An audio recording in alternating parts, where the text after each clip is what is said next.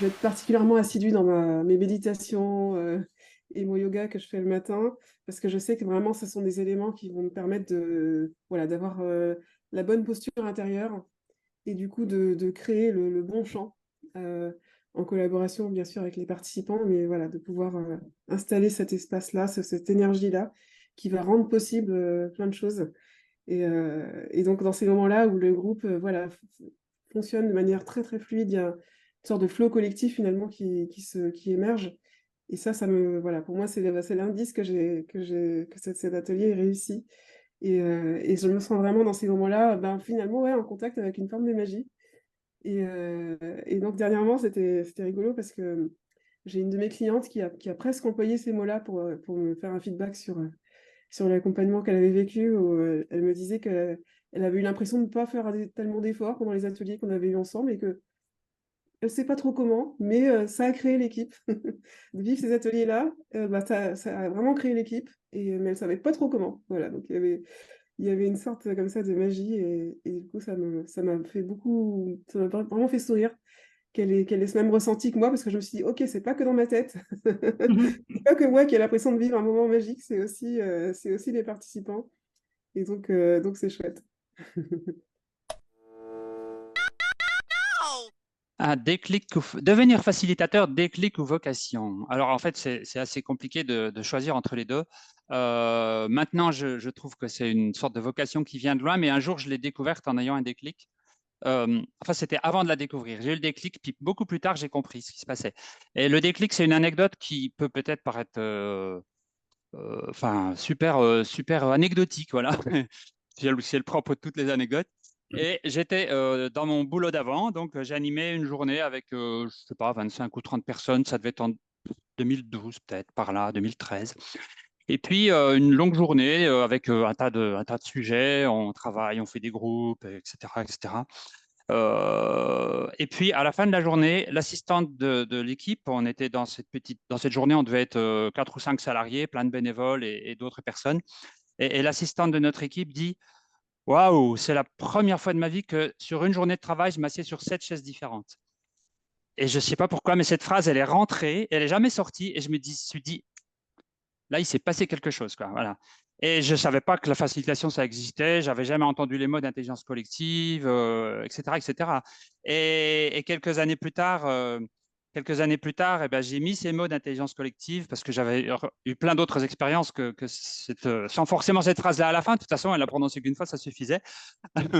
Et quelques années plus tard, j'ai mis les mots intelligence collective. Puis encore un petit peu plus tard, je suis passé par la classe formation pour en devenir non plus un praticien empirique, mais voilà, aller vers le professionnalisme et puis finalement devenir facilitateur tout court, pas seulement comme un petit bout de ma mission, mais comme mon activité principale. Mais voilà, ça m'a en quelque sorte, c'était le petit coup de twink qui a orienté la bille en disant, tiens, là, tu as fait un truc et ça a du sens. Voilà, tu verras plus tard. J'ai beaucoup de gratitude pour cette petite phrase en fait.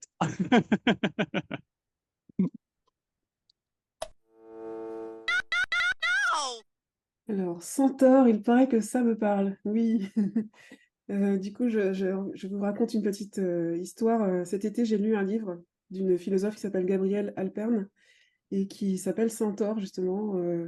Et en fait, dans ce livre, elle partage sa vision sur le paradigme de l'hybride qu'elle oppose en fait à la rationalité qui nous vient des Lumières, une rationalité qui a plutôt tendance à séparer les choses, à les catégoriser pour donner du sens, quand l'hybride, au contraire, va mélanger des choses qui peuvent a priori sembler ne pas aller ensemble, mais qui vont quand même créer quelque chose de riche en étant ensemble.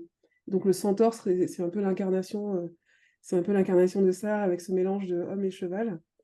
Et en fait, en lisant ce livre, bah, ça m'a fait un peu un effet Eureka, parce que je me suis dit, ah, ça y est, je vais enfin pouvoir assumer ma façon d'accompagner qui mélange vraiment du coaching d'équipe, de la facilitation, de la formation, du design. Et jusque-là, j'avais vraiment un peu de mal aussi à voilà, jongler avec tout ça et surtout à le présenter de manière qui fasse sens pour les autres, parce que même pour moi, ça en a beaucoup, mais pour les autres, pas toujours. Donc j'avais commencé en trouvant ce mot d'alchimiste qui m'allait bien. Et en fait, en découvrant voilà, cette pensée autour de la notion d'hybride, ça m'a encore plus parlé.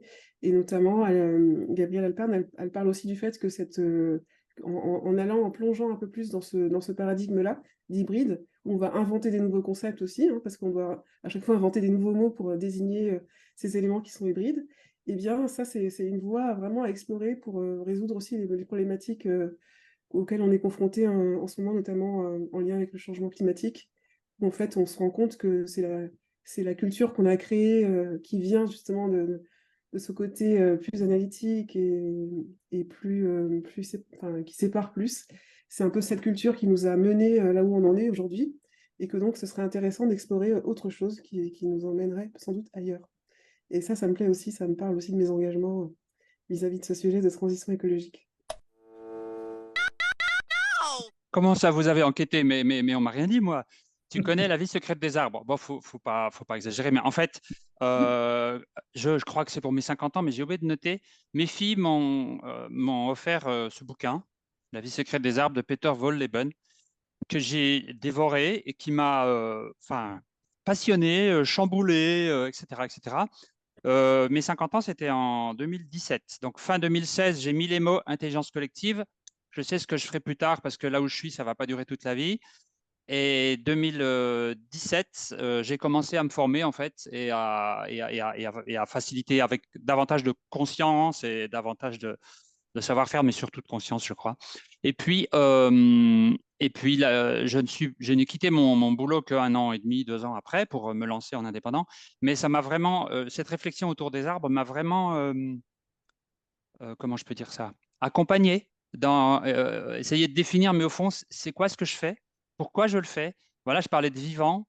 Moi, ce que je retiens le plus de ce bouquin, enfin plein de petites choses, mais de grandes choses, c'est la forêt de hêtres, avec tous ces arbres qui sont en communication, en entraide, qui s'envoient des nutriments, qui s'envoient des messages, qui se passent de l'info, voilà, qui attendent leur tour, qui cèdent la place à d'autres. Enfin, il y a tout un tas de choses que je trouve super symboliques. Et finalement, ça me parle plus que, c'est pas d'ailleurs le même mode de collectif que les abeilles ou les fourmis, et ça me parle vraiment fort. Et voilà, donc la vie secrète des arbres, je ne veux pas dire que je la connais. J'ai une toute petite initiation très grand public par un bouquin qui a eu quand même pas mal de succès. La semaine dernière, j'ai rencontré quelqu'un, un informaticien qui avait l'air de rien comme ça. Il m'a dit, ah ben moi, je l'offre à tous mes clients. Waouh. C'est bien, c'est bien. Voilà, le vivant fait son chemin parmi nous. Et le vivant au sens un petit peu où Haïda le disait, pas celui qui est consonné en petits bouts, la cellule machin, le chromosome Z, l'hormone Y, mais tout ce grand machin auquel on comprend qu'une partie, et ça marche, c'est incroyable. Voilà.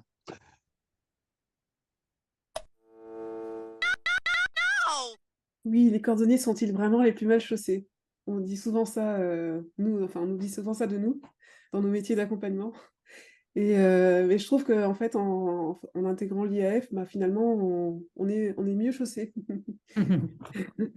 On est mieux chaussés parce que, enfin, en tout cas, moi, j'y trouve un espace enfin, riche, quoi, qui permet à la fois d'apprendre entre pairs, mais aussi d'avoir des espaces pour tester des choses un peu en mode bac à sable, et puis de tisser des liens voilà, avec des personnes qu'on n'aurait pas forcément rencontrées autrement. Mais en tout cas, on a une façon de se rencontrer là qui donne envie de faire des choses ensemble après. Et ça, je trouve que c'est super joyeux et fertile.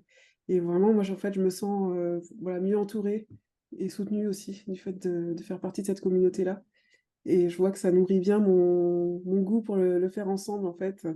Et finalement, j'ai l'impression à travers ça que bah, je m'offre, en fait, avec l'IAF, je m'offre ce que j'offre au quotidien à mes clients, finalement. Ces espaces d'intelligence collective, voilà, où ça crée, où ça tisse du lien, etc., où on vit des choses un peu profondes et stimulantes. Bah, voilà, c'est un espace pour m'offrir ça à moi aussi, pas seulement pour les clients. J'ai grandi grâce à ce que j'ai reçu des autres. Ouais, alors c'est vrai, c'est pas que, bien sûr, c'est pas que l'eau et la nourriture, hein, c'est aussi plein d'autres choses. Et notamment, j'aime bien dire que tout ce que je sais ou tout ce que je sais faire, enfin, j'ai pas inventé grand-chose, quoi. Voilà. Et un jour, quelqu'un m'a montré. Et alors, je suis curieux, j'ai testé, j'ai essayé, je me suis cassé le nez, puis j'ai recommencé, puis ça a marché. Ou alors, il me l'a super bien montré, ça a marché du premier coup, peut-être. Mais voilà, ou alors, j'ai reçu des choses de différents endroits. Et oh, tiens, si on les assemble, ça fait un truc magique.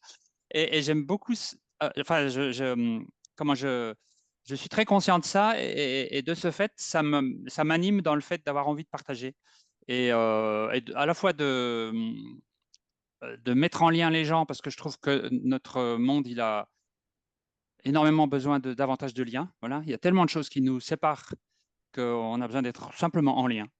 Juste déjà, on se connaît, on connaît quelqu'un qui fait tel truc, qui vit tel truc ou qui a telle façon de voir la vie. Et puis, bah, des outils, des trucs, des astuces, des manières de faire, des grands principes, enfin à tous les niveaux. Je trouve ça super de partager parce que sans ce partage, moi j'ai l'impression que je ne saurais rien faire et donc bah, je continue dans le même sens. Voilà. Et c'est ce qui se passe ici, c'est ce qui se passe à d'autres endroits. J'aime bien les petits ou les grands collectifs. Euh, Ça n'a pas l'air comme ça, mais au fond de moi, je suis très profondément introverti et c'est pas si facile de rentrer dans un groupe où je connais personne. Mais en même temps, je suis très motivé quand même.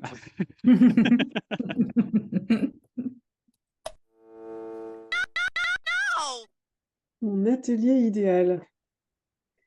Eh bien, ouais, en réfléchissant à ça, je me suis dit, tiens, c'est quoi mes ateliers préférés? Et en fait, je vois que ce que j'aime bien, c'est quand à la fin de l'atelier, les participants sont à la fois fiers et surpris du résultat qu'ils ont produit. Et je note qu'en fait, ça arrive le plus souvent quand je fais des ateliers où le groupe travaille sur une raison d'être. C'est là où c'est assez flagrant parce qu'au début, ils arrivent, tout est assez flou, ils savent pas vraiment ce qu'ils vont réaliser. Voilà, c'est vraiment une espèce voilà, de matière brute qui est encore très peu définie. Et puis bah, progressivement, en suivant voilà, le cheminement dans lequel je les invite, eh bien, ils vont voilà, préciser les choses. J'aime beaucoup faire pas mal de place au désaccord dans ces moments-là parce que je trouve que c'est vraiment l'endroit où il y a des pépites à aller chercher. Donc, je fais beaucoup de place à ça. Et on prend aussi le temps vraiment bah, de l'émergence, voilà, et aussi de laisser, je trouve ça important de laisser le groupe vivre ce qu'il a besoin de vivre pour arriver à son résultat. Et c'est souvent des choses qui me surprennent moi aussi. Je ne sais pas toujours à l'avance, je sais jamais même à l'avance ce qu'ils vont avoir besoin de vivre et je laisse de l'espace pour ça. Et donc on prend le temps et pourtant à la fin on arrive au résultat qu'on avait besoin de faire dans le temps imparti. Et voilà, il y a ces... parce que ça c'est super important. Moi, je trouve ça hyper important de respecter ça. Mais je trouve toujours un peu magique, ça aussi, comment on arrive à la fois prendre le temps qu'on a besoin de prendre, passer par des chemins qui n'étaient pas forcément le chemin prévu au départ, et pourtant arriver, atterrir au bon endroit, avec une raison d'être bah, qui va être à la fois fédératrice et motivante. Et donc ça, je pense que c'est les ateliers que je préfère. Ah, mon groupe idéal. Je pense que ça vient de l'endroit où j'ai expérimenté la facilitation en tout premier, sans savoir donc ce qu'en était tout ce que j'ai dit tout à l'heure. C'est des groupes super hétérogènes où les gens, peut-être qu'ils se connaissent, mais en tout cas, ils n'ont pas beaucoup de culture commune ou pas beaucoup de vocabulaire commun, voire ils ont des champs de vocabulaire ou de culture très différents. Ils n'ont pas les mêmes métiers, etc. Et en fait, moi, j'ai facilité d'abord dans un contexte où c'était quelques salariés, des bénévoles, des personnes en précarité, des personnes migrantes, des personnes dans des situations de vie complexes et donc il fallait faire très attention pour qu'ils se comprennent et qu'il y ait une parole pour ceux qui notamment n'ont pas la parole. Et je crois que ça m'a vraiment profondément marqué et c'est vraiment et c'est là et c'est dans ces groupes-là bah, que je trouve que c'est le plus intéressant pour moi et que c'est le plus intéressant en termes de lien créé en quelque sorte, d'ouverture, voilà, d'ouverture de tissage de liens dans notre société, comme je disais, qui est un peu fragmentée, un peu juste un tout petit peu quoi. Alors, en même temps, ce qu'a dit Aïda tout de suite, ça me parle vachement. L'effet waouh quand on prend conscience qu'on est en train de faire des trucs incroyables, qu'on est en train de prendre des décisions et tout, qu'on est en train d'avancer sur des choses qui concernent plein de gens au-delà de nous et tout, c'est génial. Mais voilà, c'est encore plus fort pour moi quand c'est quand on vient de loin, peut-être. Je sais pas, voilà.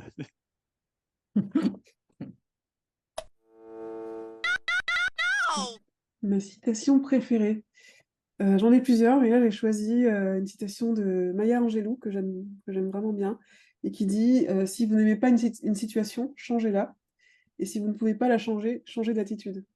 Je l'aime bien parce que elle parle enfin moi, elle me parle en tout cas de l'autodétermination, quelque chose qui m'est vraiment cher.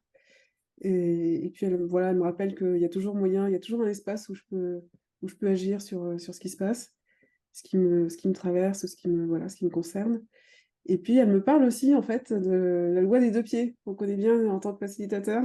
Donc il nous invite à passer à autre chose, quand on n'est ni en train de contribuer, ni en train d'apprendre.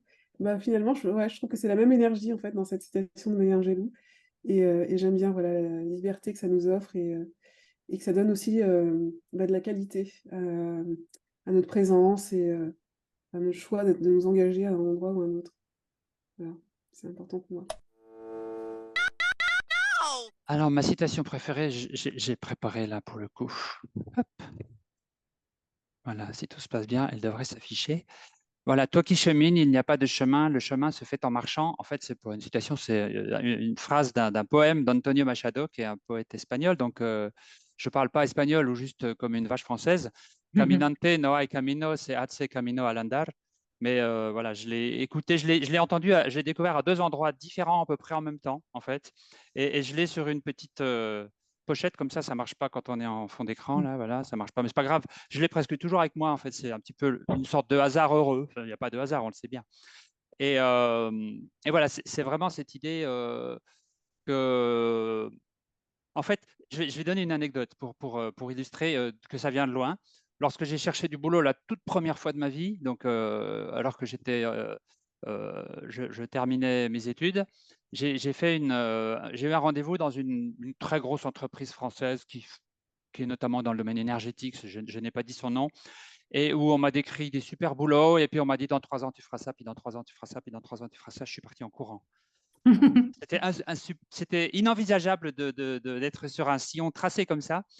Et c'était, je sais pas moi, 25 ans avant de découvrir cette citation, mais voilà, maintenant je l'aime. Alors il y en a plein d'autres qui me causent, mais j'ai choisi la poésie d'un poète espagnol.